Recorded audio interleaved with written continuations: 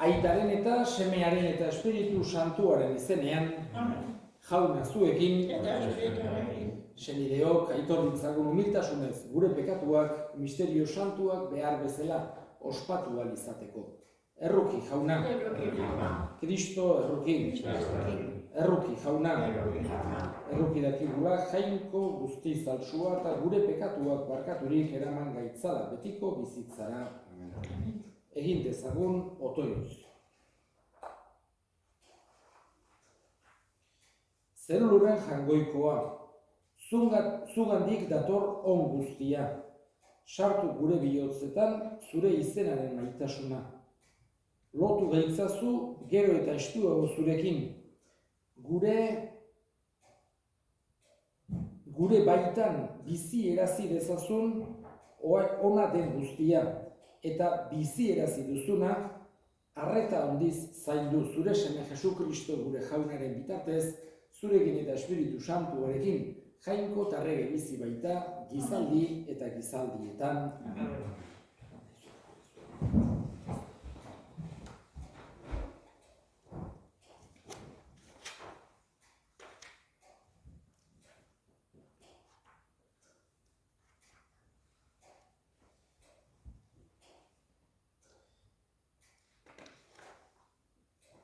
San Pablo apostoluak Tesalonikarrei.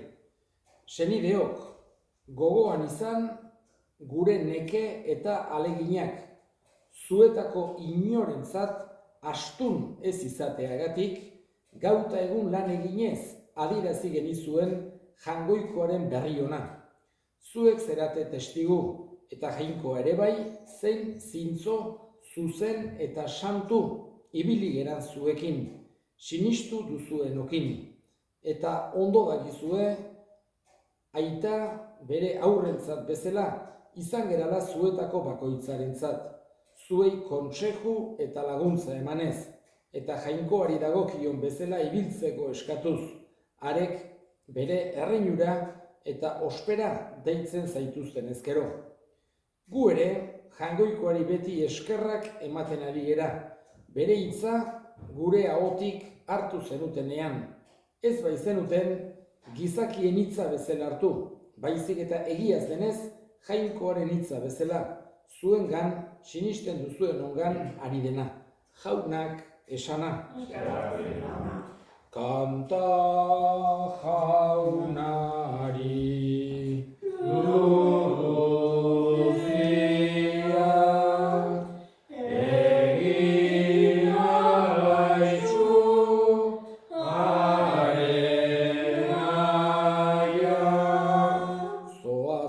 pozik arengana,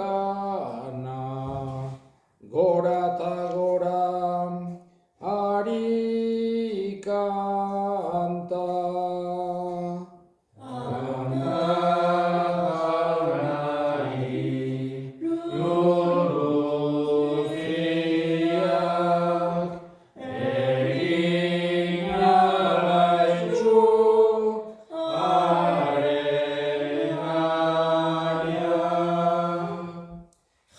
Zuekin. Jesu Kristoren Evangelioa San Mateoren liburutik.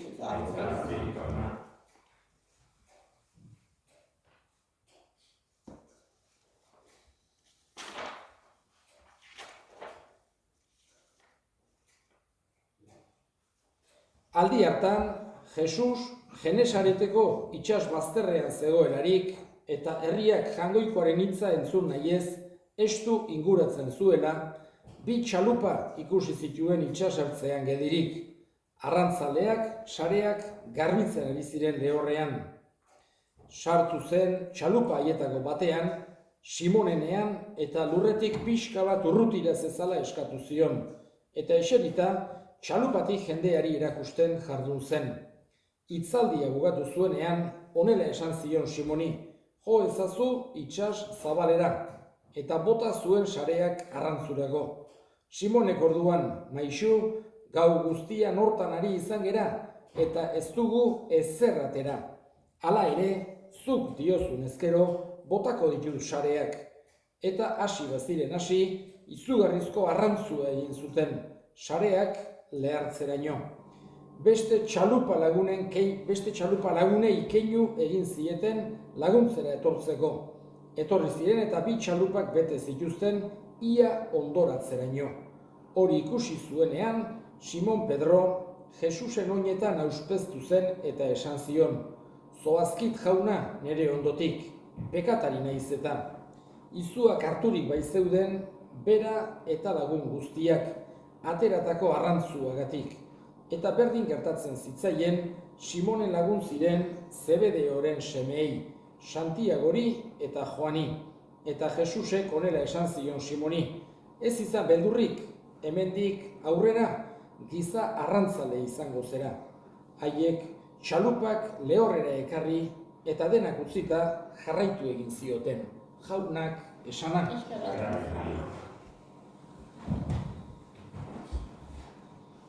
Uno de los ambientes que más aparece en el Evangelio es el ambiente del mundo del mar, de la pesca, luego también el ambiente, digamos, de pastoreo, de ovejas, etc. Y también los viñadores, la viña, etc. Digamos que serían los 3 mundos en los que Jesús más se movía y de los que más habla y en los que, vamos a decir, pone más ejemplos y metáforas para darnos a entender su mensaje, darnos a entender cómo, digamos, su aproximación hacia nosotros y cómo quiere que nosotros también nos comportemos entre nosotros. Por eso la parábola del buen pastor es una parábola esencial, seguramente la que mejor define a Jesús, y digamos que desde muy al principio ha sido como la parábola favorita. O la metáfora del viñador, del dueño o el dueño de la mies también, etcétera, de los campos, de los sembrados, aparece también. Y aparece esta otra metáfora que es pescadores de hombres. Vemos que de los 12 apóstoles, por lo menos 4 eran pescadores: Pedro y Andrés y Santiago y Juan. Posiblemente alguno más, pero por lo menos 4 vivían de la pesca desde pequeños. Y Jesús también en muchas ocasiones pone los ejemplos en cosas del mar. Vemos que en muchas ocasiones estaban en una chalupa, enseñaba desde la chalupa porque no había sitio para que le escucharan, etc., como es el caso de hoy. Y vemos cómo la metáfora que les pone a sus apóstoles es: yo os haré pescadores de hombres, en el sentido de que el mensaje de Jesús no quiere que nos lo guardemos como solo para nosotros, sino que vivamos tratando de compartirlo. Nunca imponerlo, nunca pensar que estamos por encima de nadie por eso, ni mucho menos, pero sí compartir como un tesoro grande que uno ha recibido y no quiere quedárselo para uno mismo. Y de esa manera Jesús pide a sus apóstoles, pide a sus discípulos y nos pide a nosotros que tratemos de llevar esa buena noticia que Él ha traído a todos los lugares y a todas las gentes. Y sobre todo confiando en Él. Por eso vemos como en este Evangelio que le dice Jesús: echad las redes. Y le dice Pedro: hemos estado toda la noche echando y no hemos pescado nada, pero por tu palabra las echaré. Y saca una gran cantidad de peces. Es lo que nos quiere enseñar Jesús. Lo importante es la confianza en Él, no por nuestras capacidades o nuestra inteligencia o nuestras virtudes vamos a llevar adelante la fe, sino que la fe va adelante por la fuerza de Dios, por la gracia de Dios. Hoi da Jesusek guk ulertzea nahi duen gauz oso importante bat. Berarengan konfiantza eduki dezagula, bere hitza entzun, bere hitza entzuten kunplitu, baina batez ere ulertzea bere hitza dela salbazioa eta argia dakarkiguna. Eta egin ditzaun orain gure eskariak. Eskatuko dugu bereziki, aste honetan Aita Santua, Frantzisko gure Aita Santua, bisita apostoliko bat burutzen ari da. Asian, atzo aiatu zen Jakartara, Indonesiara, eta gero Ozeanian ere bai. Eskatuko diogu Jaungoikoari eman dezaiola indarra, eta bere bidai apostolikoak frutu ugari eman dezan, eska dezaiogun Jaunari. Eta eskatuko dugu, baita ere, gaixorik dauden guztien alde. Jaungoikoak bere indarra eman dezaien, eska dezaiogun jaunari. Entzun nahi eta ona bihotzez egiten dizkizugun eskaria Jesu Kristo gure jaunaren bitartez. Ogia tardoa eskaintzen dizugu, ogia tardoekin eskaintzen geragun. Eskaintza sartu honek jauna ekar dezaigula beti zure salbamenaren doaia, sakramentuetan ospatzen duguna, zure indarrak bete dezan Jesu Kristo gure jaunaren bitartez. Jauna zuekin, gora bihotzak, eskerrak Jaungoiko gure jaunari. Egokira bai eta zuzen, non nahi eta beti zuri eskerrak ematea jauna, aita guztiz, santu, Jaungoiko guztidun beti ereko horri Jesu Kristo gure jaunaren bitartez. Maitasunean elkarturik, haren eriotza ospatzen bai dugu, fede biziz haren piztuera aitortzen eta itxaroten sendoz, haren aintzazko etorrera itxaroten. Horregatik, santu eta ingeru guztiekin goresten zaitugu, beti eta beti abesten dizugula. Santu, santu, santua, dira guztien jauna.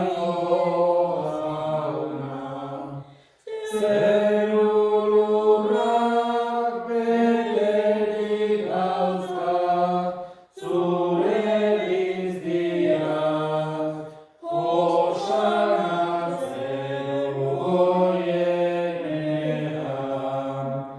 Behingatua jaunaren izenean,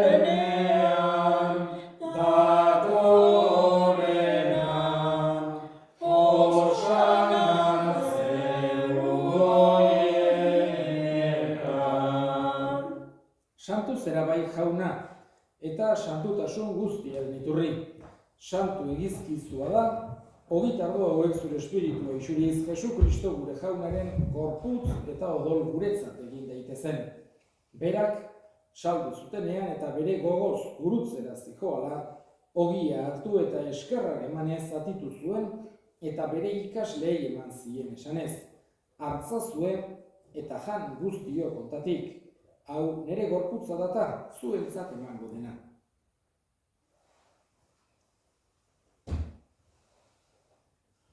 Afalondoan berdin kalizaturik berriz ere eskerrak emanez bere ikasleei eman zien esanez. Hartza zue eta edan guztio kontatik. Hau nire odolaren kaliza data, itun berri eta betikoaren odola, zuentzat eta askorentzat pekatuak barkatzeko isuriko dena. Egizue hau nire oroigarri. Hau da sinismenaren misterioa. Horregatik jauna, zure semearen heriotza eta piztuera gogoratuz, biziaren ogia eta salbamenaren kaliza eskaintzen dizkizugu zuri eskerrak emanez. Aldarean, zure sarbitzari onartu gaituzulako, eta apalik eskatzen dizugu Kristoren gorputz odorak hartzan ditugunok Espiritu Santuak bat egin gaitzala.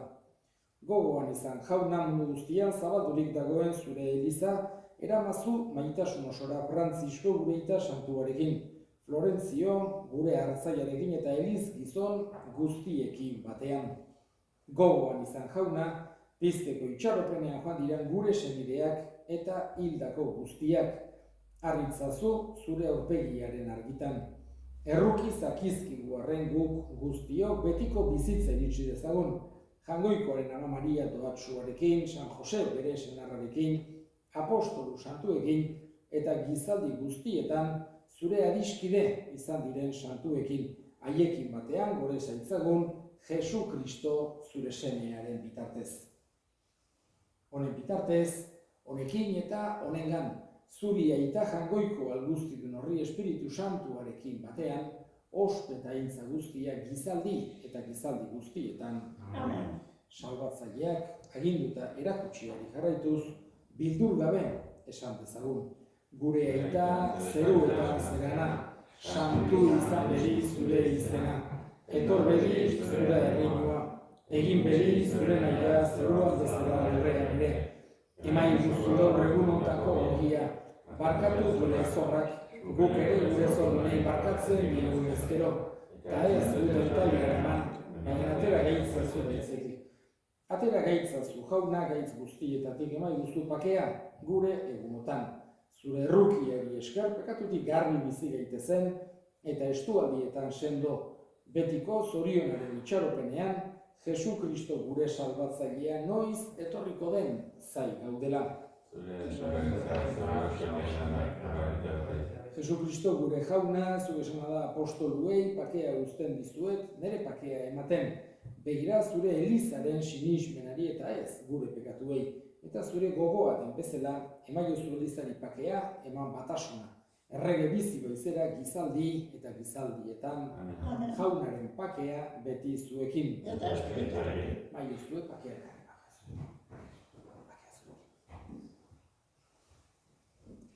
Jangoikoaren bildotxa, zuk entzen dezu munduko pekatua, erruki jauna. Jangoikoaren bildotxa, zuk entzen dezu munduko pekatua, erruki jauna. Jangoikoaren bildotxa, zuk entzen dezu munduko pekatua. Una hemen jangoikoaren bildotxa munduko pekatua kentzen duena, zoriontsuak jaunaren maira deituak.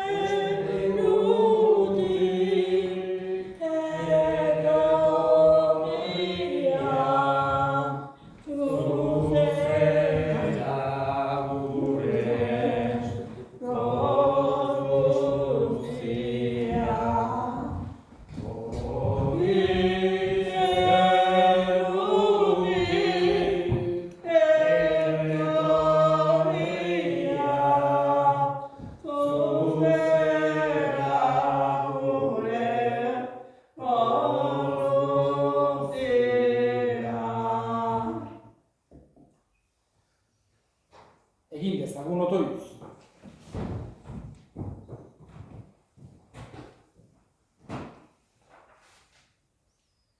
Mai santuko gi harturik jauna otoitz egiten dizugu, maitasunaren janari honek bizkor ditzala gure bihotzak eta eraman gaitzala zu gure senideetan zerbitzatzera. Jesu Kristo gure jaunaren bitartez, jauna zuekin, bedinka zaitzatela jainko guzialduna, gaitak eta semeak eta Espiritu Santuak zoazte jaunaren pakean.